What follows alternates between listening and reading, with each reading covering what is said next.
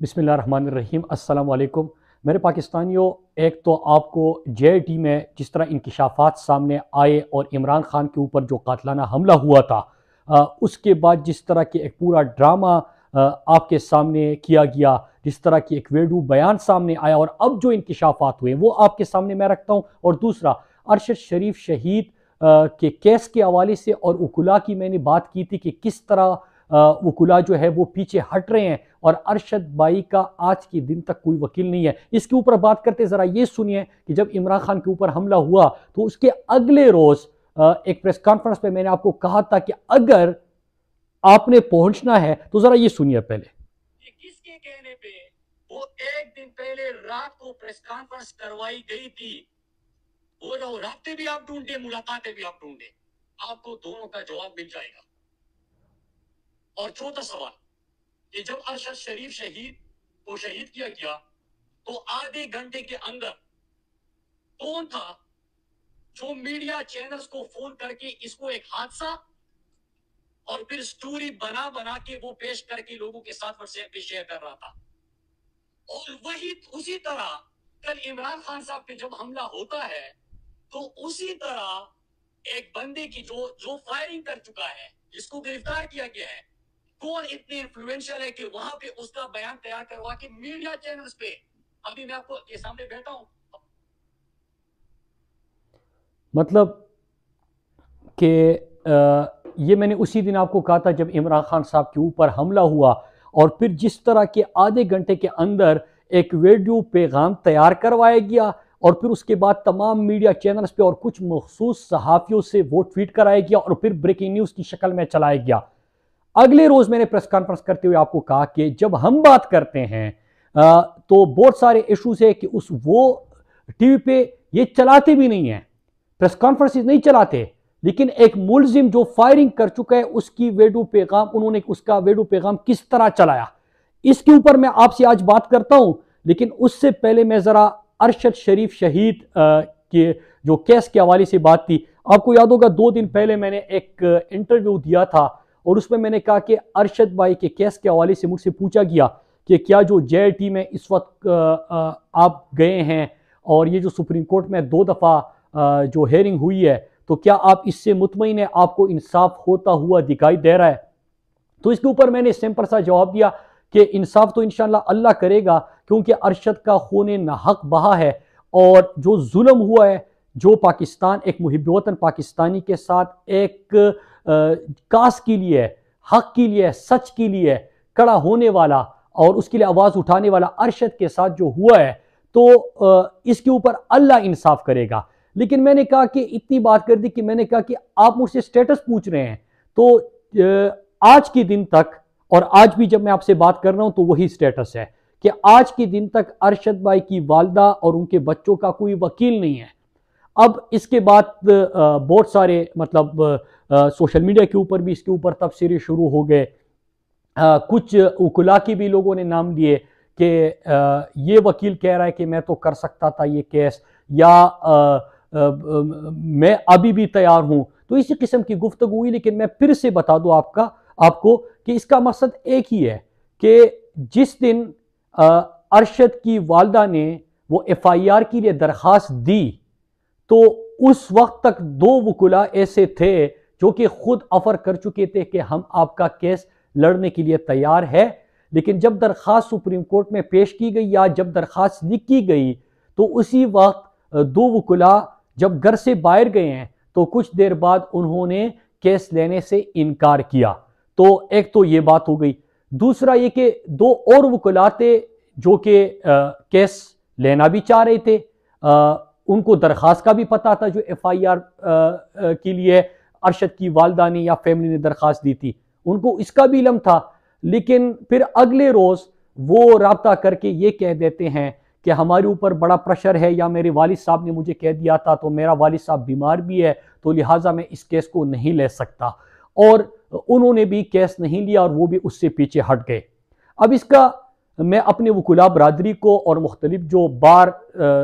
Supreme court bar या हमारे high court के बार है, जो मुख्तलिफ वकुला तंजीमें हैं, मैं उनको भी ये कहता हूँ कि बिल्कुल ऐसा है कि आज के दिन तक जो उन्होंने दरखास्त दी थी और फिर उसके बाद जो सुप्रीम कोर्ट में 2 दफा पेश हुए, तो उनकी वकील की कोई नुमाइंदगी नहीं है, या उनका वकील अभी तक सामने नहीं आया, या कोई वकील ने उनका केस नहीं लिया। तो अगर कोई अरशद जिस तरह मुल्क के लिए बात करता था, आइन और कानून के लिए बात करता था, तो इस तरह अगर कोई केस ले सकते हैं तो वो खुद भी रब्ता कर सकते हैं उनकी फैमिली के साथ, और इस केस को हमें आगे लेके जाना है और हर हाल में लेके जाना है। फिर दूसरी चीज़ जो है, आज जो इम्पोर्टेंट चीज़ आपके साथ में इसके ऊपर बात करना चाह रहा था, एक इमरान खान साहब के ऊपर जब हमला हुआ, आपको याद होगा कि अगले दिन मैंने ये जो आपको चंद मुख्तसर सा क्लिप दिखाया, इसमें मैंने कहा था कि अगर आपने अरशद शरीफ की कातिलों तक, जो उनको शहीद करने वाले हैं, उन तक पहुंचना है, या आपने इमरान खान के ऊपर हमला किसने किया और किसकी मनसूबाबंदी थी उन तक पहुंचना है, तो एक काम कर ले। वो काम किया कि कौन वो ताकतवर शख्स है कि जिस तरह खान साहब के ऊपर हमला होता है और आधे घंटे में मुजरिम या मुलजिम का वीडियो पैगाम तैयार करवाया जाता है, तवज्जो हटाने के लिए, बयानिया बनाने के लिए, कि किस तरह उसको जोड़ दिया जाता है मजहब के साथ, मजहबी जुनूनियत का रंग देते हैं। तो ये एक पूरा प्लानिंग थी इसकी, और इससे पहले आपको खान साहब अभी बता भी चुके हैं कि किस तरह एक पहले वीडियो तैयार की गई, किस तरह इल्जामात की बौछार की गई, बयानिया बनाने की कोशिश की गई। फिर ये प्लानिंग तो थी ही कि इमरान खान को रास्ते से हटाना है, इमरान खान की पॉपुलरिटी में इजाफा हो रहा है, इमरान खान को आप रोक नहीं सकते, दहशतगर्दी के केसेस कर दिए, झूठे FIRs कर दिए, फॉरेन फंडिंग का नाम कर दिया, तोशाखाना का मजाक, मतलब इस तरह की चीजें आपने कर दी। लेकिन आप उल्टा एक्सपोज होते गए और इमरान खान की पॉपुलरिटी में इजाफा होता गया। वो बाई इलेक्शन जिस तरह हुए, वो पाकिस्तान की तारीख में सबसे मकबूल तरीन लीडर के तौर पे सामने आया, और फिर उसके साथ साथ जो पंजाब का बाई इलेक्शन था उसमें भी तमाम ताकतों की मुखालिफत के बावजूद इमरान खान ने शिकस्त आपको दी।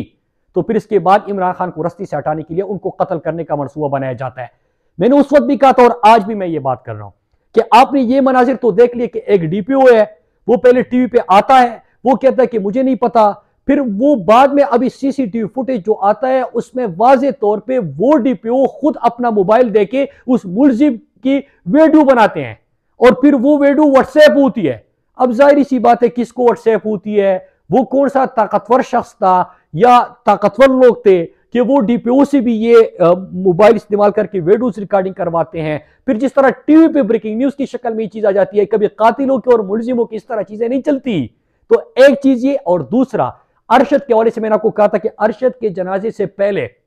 रात को एक प्रेस कॉन्फ्रेंस की गई। आप उन 2 दिनों की या उस दिन की मुलाकातें और राब्ते उस शख्स के ढूंढ ले, आपको पता चल जाएगा कि वहां उसको कहां से डिक्टेशन मिल रही थी। उसके राब्ते भी ढूंढे, मुलाकातें भी ढूंढे, और फिर इसी तरह जब अरशद भाई की शहादत हुई तो उसके बाद अरशद की शहादत को हादसे के तौर पे पेश करने के लिए कौन मीडिया चैनल्स को फोन कर रहा था, ये चीजें आप ढूंढ ले। आप इमरान खान के ऊपर हमला और तक भी पहुंच जाएंगे, और अरशद शरीफ शहीद की जो शहीद करने वाले हैं उन तक भी पहुंच जाएंगे। बात सिंपल सी है, यहां पे आइन और कानून के मुताबिक अगर आप चले, मुल्क के सबसे मकबूल तरीन लीडर, आलम इस्लाम के तर्जुमान और पाकिस्तानियों की वाहिद उम्मीद, जो पाकिस्तान की खुददारी की बात करके, पाकिस्तान की बेहतर अंदाज में तर्जुमानी करके, गरीब का सोच के उनकी तर्जुमानी कर रहा है, आज पूरा पाकिस्तान जिन पे मुत्तहिद है, जो वफाक की अलामत है, जो पूरे पाकिस्तान को मुत्तहिद रखता है, जो सही मानों में पाकिस्तानियों में इत्तिफाक और इत्तिहाद, और जिस तरह एक पॉलिटिकल पार्टी है जो मुनज़्ज़म अंदाज में मुल्क को जोड़ती है, आप उसकी लीडर को अगर इस तरह एक मनसूबाबंदी से रास्ते से हटाने के लिए, कत्ल करने के लिए आप इस किस्म के हर भी इस्तेमाल कर सकते हैं, और फिर वो इंसाफ के लिए हर दरवाजे पे दस्तक दे, उनको इंसाफ ना मिले। और दूसरी तरफ पाकिस्तान का सबसे बड़ा सहाफी, सहाफत में पाकिस्तान का सबसे बड़ा नाम, पाकिस्तान का बयानिया दुनिया तक पहुंचाने वाला, हुब्बुल वतनी की पहचान, पाकिस्तान में और यहां पे इस खित्ते में सबसे बड़ा इन्वेस्टिगेटिव जर्नलिस्ट अरशद शरीफ शहीद होता है, और फिर उसके बाद भी उनके खानदान को और उनके लोगों को, मतलब पोस्टमार्टम रिपोर्ट के लिए उनको दरखास्तें देनी पड़ती है, अदालत के दरवाजे खटखटाने पड़ते हैं, उनको जो है फिर सुप्रीम कोर्ट में जुडिशियल कमीशन के लिए बार बार खतूत लिखने पड़ते हैं, पूरे पाकिस्तान को खतूत लिखने पड़ते हैं। फिर मुसलसल जब वो वकील करते हैं, बात करते हैं, वो वकील पीछे हट जाते हैं, तो इससे बड़े शक व शुबहात जन्म लेते हैं।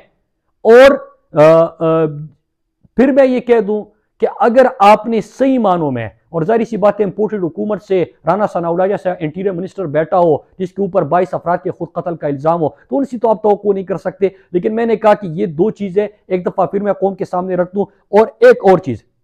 मैंने आपको कहा था, और इमरान खान बार बार आपको वार्न कर रहे थे, जब ये रिजीम चेंज ऑपरेशन हुआ उस दिन से हम आपको कह रहे हैं कि अल्लाह ना करे पाकिस्तान में श्रीलंका जैसी सूरत हाल ना बने, अल्लाह ना करे पाकिस्तान डिफॉल्ट होने की तरफ जाएगा, अल्लाह ना करे पाकिस्तान में बदअमनी की एक लहर फिर आएगी। अब हम कोई पेशनगोई तो नहीं कर रहे थे, हम कोई पाल तो नहीं निकालते कि हम आपको कहें कि मुस्तकबिल में क्या हो रहा है, लेकिन हम अपने खित्ते में देखते हैं कि किस तरह जो अमेरिका को इमरान खान ने एब्सोल्युटली नॉट कहा, फिर उसके बाद यहाँ पे एक रिजीम चेंज ऑपरेशन हुआ, अमेरिका को अपने गुलाम चाहिए थे और गुलामों की शक्ल में यही वो लोग थे। डिप्लोमेटिक केबल्स आप उठा के देख लीजिए, जिस तरह माजी में पाकिस्तान और पाकिस्तानियों को सौदा किया था, किसी और की जंग में पाकिस्तानियों को ईंधन बनाया था, उसी तरह की चीज शुरू हो गई। और फिर आप गिलगित बल्तिस्तान से कराची तक आज हालात देखे, दो चीजें हो रही है, या अपने पैसे दे के भी, अपने हलाल की कमाई से भी लोग कतारों में खड़े होके आटा अपने लिए खरीदना चाहते, उनको आटा नहीं मिल रहा, उनको गंदुम नहीं मिल रहा। और आपने देखा कि कराची का एक मंजर मैं देख रहा था सीन का, कि सर से खून बह रहे हैं, उन जवानों के ऊपर आपने मतलब लाठी चार करना पड़ता है। मैं बलूचिस्तान के मनाजिर देखता था कि आटा अपने पैसे से लोग खरीदना चाहते हैं, ट्रक में आटा है, लंबी कतारें, हुजूम आता है और असलहा उनके हाथों में होता है, जो ट्रक में किस चीज की हिफाजत कर रहे हैं, हिफाजत कर रहे हैं आटे की। और फिर जिस तरह एक 6 बच्चों का बाप जो है वो अपने बच्चों के लिए आटा खरीदने गया था, अपनी मेहनत मजदूरी करके, अपने पैसे देते हुए भी उसको आटा तो नहीं मिला, उसकी लाश उसके बच्चों के सामने आ गई, घर आ गई। तो एक तो ये, या तो कौम इसलिए निकली हुई है कि आटे की तलाश में लंबे लंबे कतारों में खड़ी है, या अमन मांग रही है। यार गिलगित से आप देखिए, गिलगित क्या आपकी सीपेक का दरवाजा, पाकिस्तान की तरक्की की आपकी चाबी। लेकिन आज गिलगित में लोग, क्योंकि आपने उनके गंदम का कोटा खत्म कर दिया, आपने उनका बजट काट दिया, उनके जमीनों के मसाइल है, इस तरह आप फाटा में देखे साबिक आजम शुद्ध अजला, आज वजीरिस्तान में लोग सड़कों पे क्या मांग रहे हैं, अमन मांग रहे हैं, आपसे अपना हुकूक मांग रहे हैं। वो एक मुतालबा कर रहे हैं हमें किसी की जंग में ईंधन ना बनाए। इस तरह गवादर में आप जाए, वो अपने हुकूक मांग रहे हैं, लेकिन रियासत इसके ऊपर खामोश है। कोई सवाल करेगा तो उसके ऊपर बगावत के मुकदमे कर दो, उसके ऊपर गद्दारी का फतवा डालो। कोई अगर ज्यादा सवाल करे तो उसको आजम स्वाति की तरह इबरत का निशान बना दो, और कोई इमरान खान की तरह कड़ा हो, बहादुर हो, जो ना झुके, जो ना डरे, तो फिर क्या करो, उसको रास्ते से हटाने के लिए उनके ऊपर गोलियां चलाओ, मारने की साजिशें तैयार कर लो। इस तरह मुल्क नहीं चलता यार। मुल्क हम सब का है, ये पाकिस्तान हम सब का है, हम सब ने इकट्ठे आगे बढ़ना है। और अल्लाह ना करे जिस तरह हालात जा रहे हैं इसमें सबका नुकसान है। वो मनाजिर आज आप देख रहे हैं कि सड़कों में लोग निकल के एक दूसरे को मार रहे हैं आटे के लिए, तो एक तो ये बड़ी खतरनाक चीज है। और आखिर में मैं पूरी पाकिस्तानी कौम को मैंने आपको पहले भी कहा था, ये दहशतगर्दी की जो लहर आई है इसके ऊपर तो आपसे बात करेंगे कल इंशाल्लाह इस्लामाबाद में। इमरान खान साहब उससे खिताब करेंगे, अफगानिस्तान और फाटा और इस खित्ते के उमूर के जो एक्सपर्ट्स हैं वो भी बात करेंगे। कल हम इस्लामाबाद में दहशतगर्दी जो एक लहर आई है इसके हवाले से हुकूमत वक्त को, इम्पोर्टेड हुकूमत को झंझोड़ने के लिए, रियासत को झंझोड़ने के लिए एक सेमिनार का इनेकाद करेंगे। और तब तक मैं आप सबसे रिक्वेस्ट करता हूं, मैं यहां पे आपको लिंक्स दे दूंगा कि जो मैंने आपको प्रेडिक्शन दी थी और जो मैं आपको इस खित्ते में और इस रीजन में जो तब्दीलियां आ रही है और किस तरह किसी और की जंग में हमें ईंधन बनाया जा रहा है, वो लिंक्स डिस्क्रिप्शन में मैं दे दूंगा। तो एक दफा आप जरूर पढ़िए, क्योंकि कल सेमिनार है हमारा, वो एक दफा आप जरूर देखिए। कल सेमिनार है इसी दहशतगर्दी के हवाले से, और परसों इंशाल्लाह मैं फिर आपसे इसके ऊपर बात करूंगा कि हमारे मौजूदा हालात अफगानिस्तान और फाटा और जमशुद्दा अजला के क्या है और किस तरह गिलगित बल्तिस्तान से बलूचिस्तान तक तब्दीलियां आ रही है। इंपोर्टेड हुकूमत की खामियां या अमेरिका या किसी और के साथ क्या कमिटमेंट्स उनके हुए हैं, क्या वादे हुए हैं और इससे मुल्क का क्या नुकसान है। आप सबका बहुत शुक्रिया। पाकिस्तान जिंदाबाद।